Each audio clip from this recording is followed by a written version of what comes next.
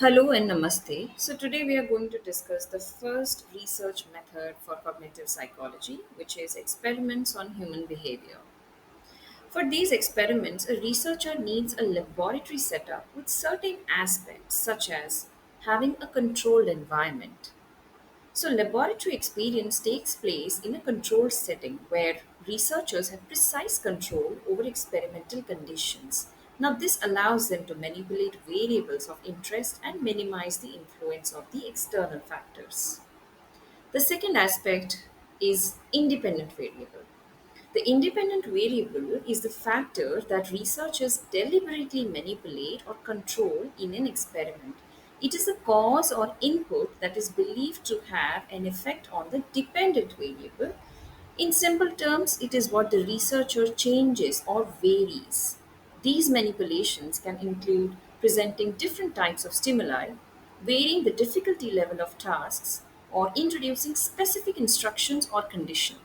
For example, in a study investigating the impact of caffeine on cognitive performance, the independent variable would be the different levels of caffeine consumption. Participants may be assigned to groups receiving different amounts of caffeine, such as no caffeine, low dose, and high dose. Then comes the dependent variables. The dependent variable is a factor that researchers measure or observe to see how it is influenced by the independent variable. It is the effect or outcome that is measured in response to the independent variable. These variables could include response times, accuracy rates, memory performance, decision making choices, or neurophysiological measures. Examples: in the caffeine and cognitive performance study, the dependent variables could be participants' performance on a memory test or reaction time task. The researcher would be able to compare the performance of participants across the different caffeine levels to see if there is any difference.